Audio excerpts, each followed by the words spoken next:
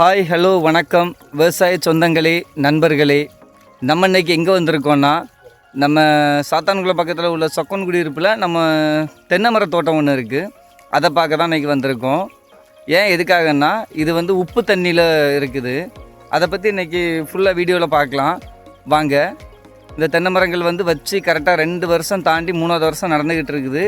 அதை பற்றியும் பார்க்கலாம் வாங்க. நம்ம வீடியோக்குள்ளே போகலாம். புதுசாக யாராவது வீடியோ பார்க்குறீங்கன்னா சப்ஸ்கிரைப் பண்ணிவிட்டு பாருங்கள்.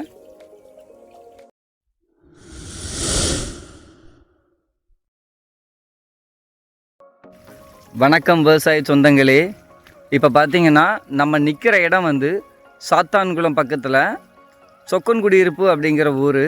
இது நம்ம அக்கா தோட்டம் தான். இதில் ஒரு 2 ஏக்கர் இருக்குது. 2 ஏக்கர் ஃபுல்லாகவே தென்னை மரம் தான் வச்சுருக்கோம்.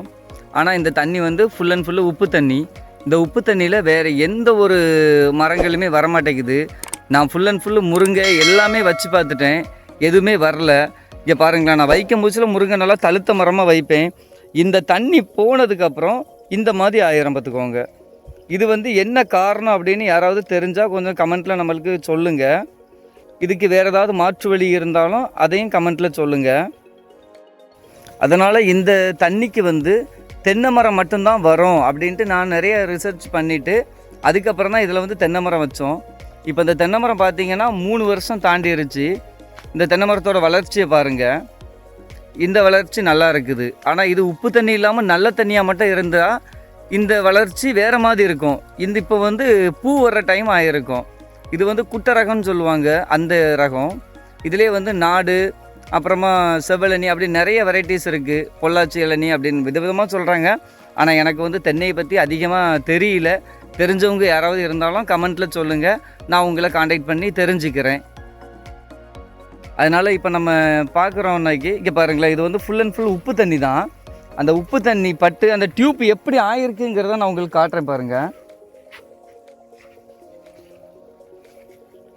இங்கே பார்த்தீங்கன்னா உங்களுக்கு தெரியும், உப்பு தண்ணினால் அந்த டியூப் அப்படியே ஃபுல் அண்ட் ஃபுல்லு உப்பு படிஞ்சு போய் இருக்கும். இதை பார்த்தீங்கனாலே தெரியும். இதில் நம்ம மைக்ரோ டியூப்லாம் சொருகும் போச்சில் என்ன ஆகுதுன்னா, அந்த உப்பு அப்படியே ஃபுல்லாக படிஞ்சு அந்த டியூப்பில் தண்ணி வராமல் அடைச்சிக்குது. அதனால் நான் டியூப்பெல்லாம் இப்போ உருவி விட்டுட்டேன். அப்படியே வாங்க தோட்டத்து உள்ளே அப்படியே பார்க்கலாம். இந்த முருங்கையை பார்த்தீங்கன்னா வச்சு 1 வருஷம் ஆக போகுது. இதோட வளர்ச்சி பாருங்கள், இவ்வளோ தான்.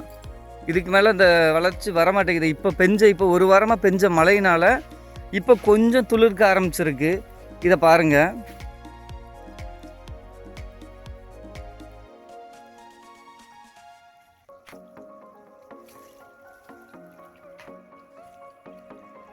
இப்போ அப்படியே இங்கே வாங்க. இந்த தென்னை மரமும் அதே டைமில் வச்சது தான். ஆனால் என்ன காரணம்னு தெரியல, அதோட குருத்து அழுகிருச்சு. இனி இது வராது. இதோட ஆயுஸ் முடிஞ்சிருச்சு. இனி இதை பிடுங்கி தூர போட்டுட்டு வேறு தான் வைக்கணும். அதே டைமில் வச்ச தென்னை மரங்கள் தானா, வேறு எந்த ஒரு மாற்றமும் கிடையாது. இப்போ இதை பாருங்கள், இதுவும் அந்த டைமில் உள்ளது தான். தென்னை மரங்கள் எல்லாமே ஒரே வளர்ச்சியில் வரோன்னு நினச்சேன்னா, ஆனால் இது ஒன்று ஒவ்வொரு வளர்ச்சியில் வருது. இதுக்கு வேறு ஏதாவது பண்ணணுமா அப்படிங்கிறதையும் யாராவது தெரிஞ்ச வாட்சவர் இருந்தீங்கன்னா நம்மளுக்கு அதுக்கு சொல்லுங்கள் கொஞ்சம். அப்படியே இந்த தென்னை மரத்தை பாருங்களேன், இது நல்ல வளர்ச்சி வந்திருக்கு. இது 3 வருஷத்துக்குரிய வளர்ச்சி வந்த மாதிரி தெரியுது எனக்கு. ஆனால் இது வளர்ச்சி கம்மி தான் நான் நினைக்கிறேன். இதில் உங்களுக்கு தெரிஞ்சவங்க யாராவது இருந்தால் அதையும் கமெண்ட்டில் சொல்லுங்கள், நான் தெரிஞ்சுக்கிறேன்.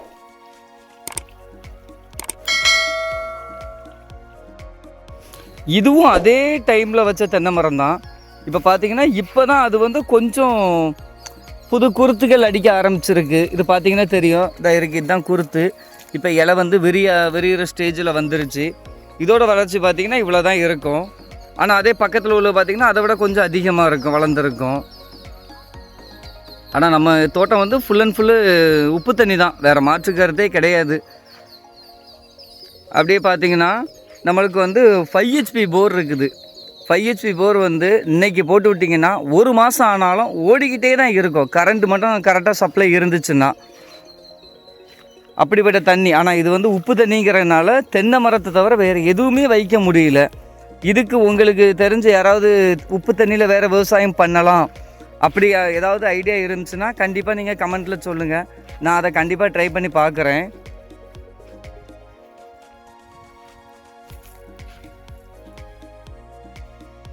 இப்போ இந்த தென்னங்கன்னை பாருங்கள், ஃபஸ்ட்டு வைக்கம்பூச்சில் வந்தது இப்படி இது வந்தது. அதுக்கப்புறம் இதில் வந்த குருத்து வந்து அப்படியே தன்னால் காஞ்சிருச்சு. அதுக்கப்புறம் பக்கத்தில் இப்போ சைடில் மறுபடியும் அதுவே புடச்சி வருது. இங்கே பார்த்தீங்கன்னா தெரியும்னு நினைக்கிறேன் வீடியோவில் பாருங்கள். இதுக்கு என்ன பண்ணலாம் அப்படிங்கிறதையும் யாராவது சப்ஸ்கிரைபர் இருந்தீங்கன்னா கண்டிப்பாக சொல்லுங்கள். நான் கண்டிப்பாக அதை தெரிஞ்சு செஞ்சிடுறேன். இந்த குருத்து பார்த்திங்கன்னா இதுவும் காஞ்சி போயிருச்சு. அதுக்கப்புறம் ஒரு சில மருந்துகள் வந்து மோனோக்ரோட்டோபாஸ் அப்படிங்கிற மருந்து வந்து நான் மூட்டில் ஊற்றி விட்டேன். அதுக்கப்புறம் பக்கத்துலேயே மறுபடியும் புடச்சி வந்தது. ஆனால் புடச்சி வந்தது அப்படியே சுருண்டு வருது. இது என்ன காரணம் அப்படிங்கிறது எனக்கு தெரிய மாட்டேங்குது. யாராவது சப்ஸ்கிரைபர் இருந்தீங்கன்னா கண்டிப்பாக அதை சொல்லுங்கள், நான் தெரிஞ்சுக்கிறேன். அதுக்கு என்ன பண்ணணுமோ நான் கண்டிப்பாக பண்ணுறேன். அப்படியே இந்த தென்னை மரத்தையும் பாருங்கள், இதுவும் அதே டைமில் வச்சது தான். ஆனால் இது ஓரளவுக்கு நல்ல ஒரு வளர்ச்சி வந்துருச்சு. அப்படியே பாருங்கள் தெரியும்.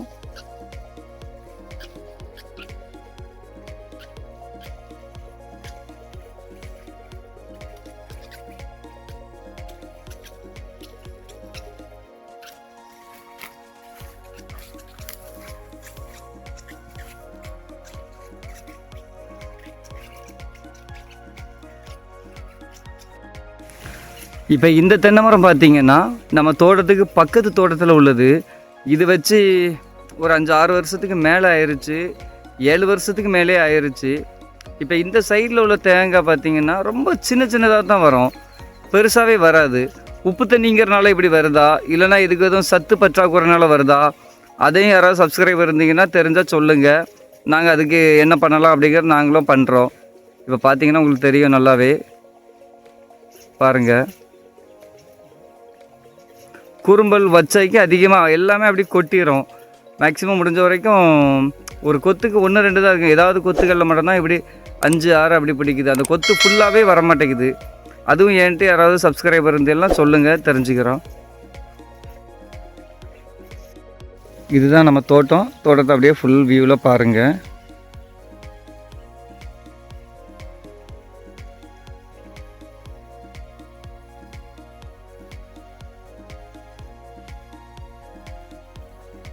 ஒரு தென்னைக்கு தென்னை 20 அடி கேப் விட்டுருக்கோம். ஆனால் இந்த கேப் மட்டும் கொஞ்சம் அதிகமாக இருக்கும். ஏன்னா இது வந்து மெயின் என்ட்ரன்ஸ்லேருந்து பாதைக்காக வச்சது. மீதி எல்லாமே ஒரு தென்னைக்கும் இன்னொரு தென்னைக்கும் கரெக்டாக 20 அடி கேப்பு தான்.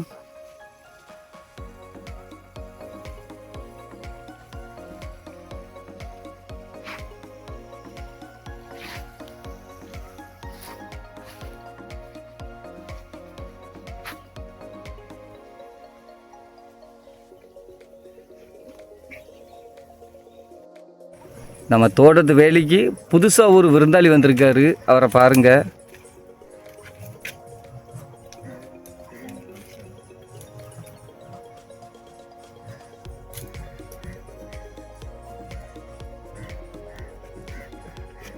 பாஞ்சிட்டாரு. சரி, ஓகே சப்ஸ்கிரைபர் நண்பர்களே, விவசாய சொந்தங்களே, நம்ம இன்றைக்கி தென்னை மரத்தோடத்தை வந்து பார்த்தாச்சு. இனி நாளைக்கு அடுத்த வீடியோவில் சந்திப்போம். முருங்கை மரத்தை பற்றி அடுத்தால போடுவோம். நம்ம சப்ஸ்கிரைபர் 2 பேர் வந்து நம்மக்கிட்ட கேட்டிருந்தாங்க நாசிக் முருங்கையை பற்றி. அதுக்கான தனி வீடியோ ஒன்று நான் கண்டிப்பாக நாளைக்கு நான் அப்லோட் பண்ணுறேன். அதை கண்டிப்பாக பாருங்கள். நம்ம சேனலை யாராவது சப்ஸ்கிரைப் பண்ணாமல் இருந்தீங்கன்னா கண்டிப்பாக சப்ஸ்கிரைப் பண்ணுங்கள், எனக்கு ஆதரவு கொடுங்க. நன்றி.